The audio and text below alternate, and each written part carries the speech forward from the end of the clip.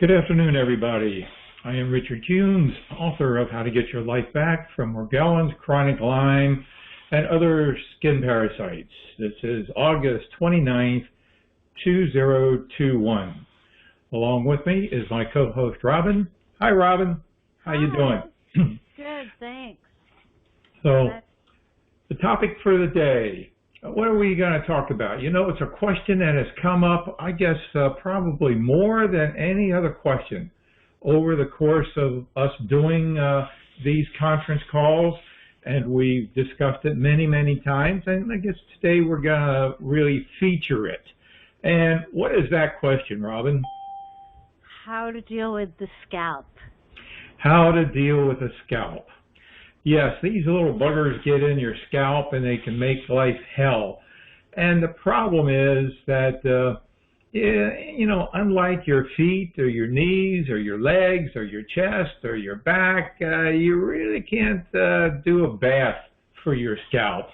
I have to laugh whenever I see the picture because our first coach, Sandra, who coached for quite a few years, when I mentioned that, she's an acrobat, and she took a picture of herself doing a headstand in a little bowl to kind of get the point across. That's kind of like what we want to mimic. We want to, in a way, submerge our hair.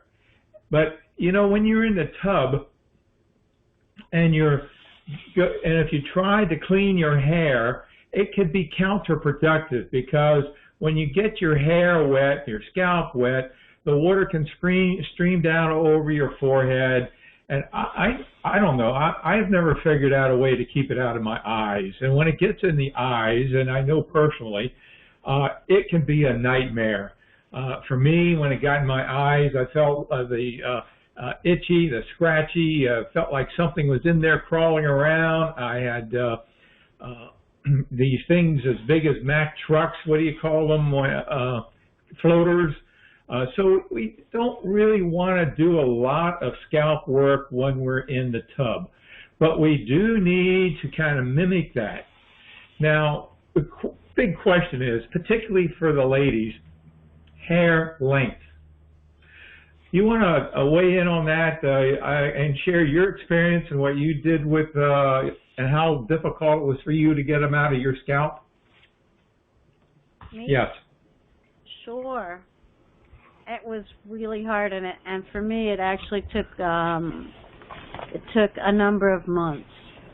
But what I did was I would use the Nature's Gift shampoo, and I'd add peppermint oil to it, and I'd wash my hair, and then I would wash it again and leave the shampoo in, and then I would add my cream mixture that I made with oils, coconut oil and peppermint, clove, neem, and tea tree oil all together. Rub it in my hair really well, and sometimes I would use Claudia's Dream Cream on top or MSM gel on top, and then I would cover my head with a small, tiny garbage bag that you can get in a roll at Walmart because nothing else actually seemed to work. And around the edges of my face and along my neck, I'd put Vaseline, which would stop parasites from getting out and getting into my eyes and eyebrows. And I would do that every night. During the day, I would do the same thing, except I would wear like a cancer cap, or sometimes I would just use the garbage bag, but I'd put a kerchief over it.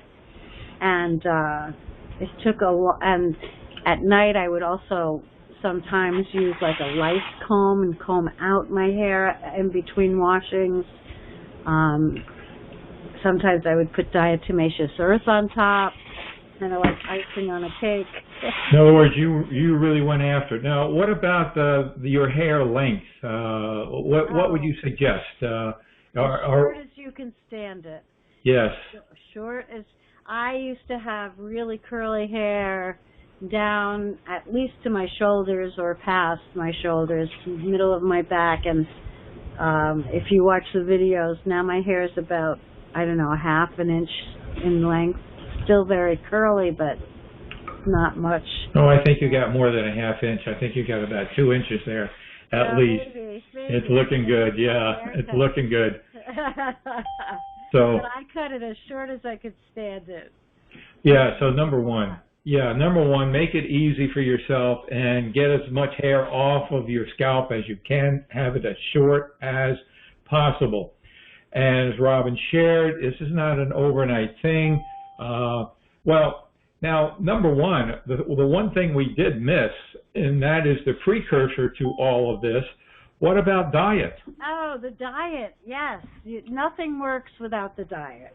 Yeah. So, you need to get on the diet and figure out what will make it work for you, because everyone's is a little bit different. When I started the diet, I couldn't eat rice, I couldn't eat spelt, and I kept making stupid mistakes. I mean, they weren't stupid. I wasn't stupid. I just didn't know better. Silly mistakes. Thank you. Yeah, like I thought all stevia was equal, and I got really good at reading labels. Right. Really good at reading labels and reading the addendums in the book that lists all the ingredients that you shouldn't have. That helped tremendously. And when the diet kicks in, everything gets a little bit easier. Right. So, number one, shave that hair as short as possible. And number two, make sure that you are strict with that diet, and having it kick in is even more important, because if you're making silly mistakes, you still are a walking, talking, breathing machine until you get that diet to kick in. And the most you can expect is kind of keep things status quo until the diet kicks in for you. So get the diet to kick in and have your hair as short as possible. And then go after them. Right. Go after them. It's a war. It is. And some of the things we do is we have our shampoo. It's available. Now, you don't have to buy our things. In the book there are other things that you can go get in the drugstore. But, we got the best products in the world. So use them. So we use the shampoo. We have either regular shampoo or foaming shampoo. We have Super MSM gel. It's got diatomaceous earth in it. Ethel, our greeting coach, often shares this protocol, and she's not with us today, but you put it in the palm of your hand, and you add in some peppermint. Mites hate clove oil. So you add in some clove oil, and there's a cream that we have. It's called Claudia's Dream Cream. You add in a little bit of that. In other words, we don't have just one preparation for the scalp. You want to go at it with everything that you could possibly go at it with. And you massage this into your scalp. You don't just put it on and think that's the end of it. You massage it into the scalp, massage it in, and then you need to mimic the bathtub. You need to keep that moist. So that's where some people use the swimmer's caps. Robin shared that she used this particular garbage bag that you can get at Walmart, and you make it tight, not too tight to block your circulation. Right. You put some Vaseline. You don't want the suckers migrating down into your eyes or away. You want like a moat, so you put Vaseline around where they might migrate and escape, so that they're gonna be caught. And you do this how often? Well, at least twice a day if you're going to keep it on your head, but you could do it 3 or 4 times. Yes, I would say start at 3 or 4 times a day and space it out.